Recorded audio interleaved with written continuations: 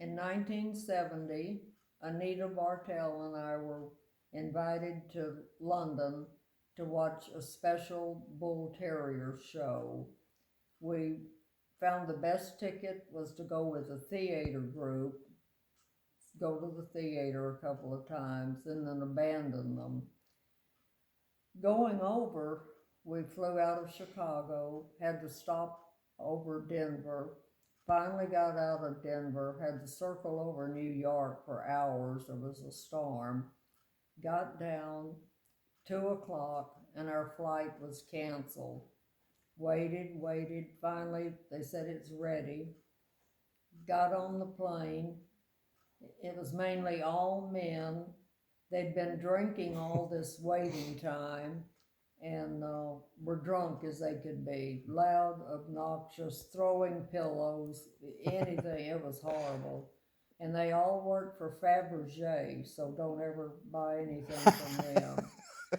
So my friend and I were separated on the plane. We couldn't get our seats together. And I don't fly well, so I'm up front, just about to throw up. And Anita came up and she said, "Are you okay?" And I said, "No, I think I'm getting sick at my stomach and probably I'm going to throw up." She said, "Good, come back with me." She said, "There's two loudmouth, obnoxious men. I want you to throw up on them." So, get to England. Mr. Oppenheimer wanted us to come out the next day. We decided we wanted to do walking tours. Went to the theater, each bought a box of delicious chocolate candy, walked to the back at the Bray intermission. Someone stole not only our candy, but they stole our maps, and we didn't know how to get back to the hotel. So we thought we knew where we were going, and we ended up in the Indian section of London, and very, very scary.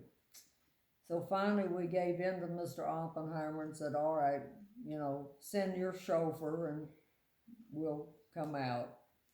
He had a chauffeur, a butler, an assistant butler, his own chef, the man that came every week, trimmed his hair, 3 maids, an enormous greenhouse, and every night the table was loaded with different flowers and a different set of china. Never saw the same set twice. In the mornings, I would go down, and on a long table, there were a lot of silver trays with big silver domes on them, and I went over to look, and all different kind of breakfast food underneath.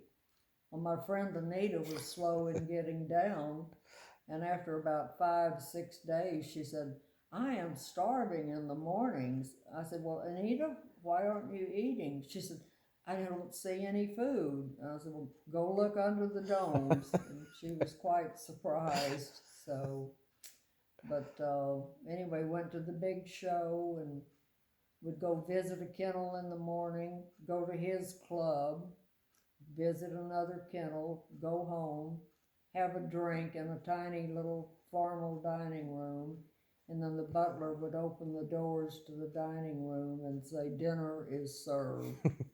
So it was quite an exciting trip, and I don't think Anita and I ever figured out why we were invited to stay with him for a week. And then didn't you were sitting on the right side of him, so you had to get your Oh, food first. yes, for dinner when we were served the first night, I Oh. was sitting on his right side and did not know that meant you were the guest of honor.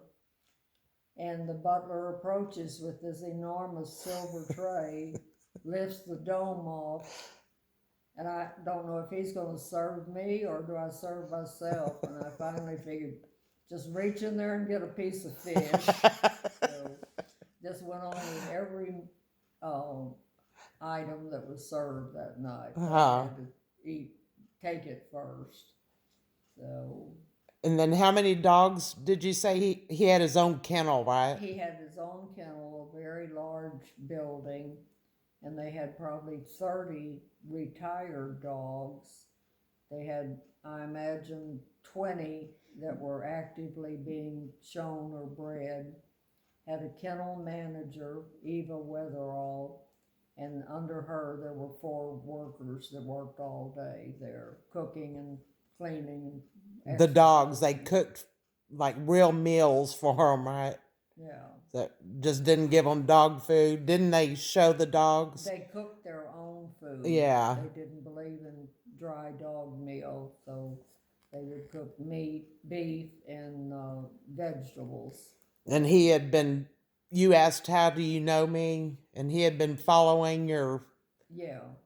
shows and who you Win. picked to win. And didn't he have a personal show for you? His dogs? Did he what? Didn't he show his dogs wanting your opinion and Yes. stuff? Yeah.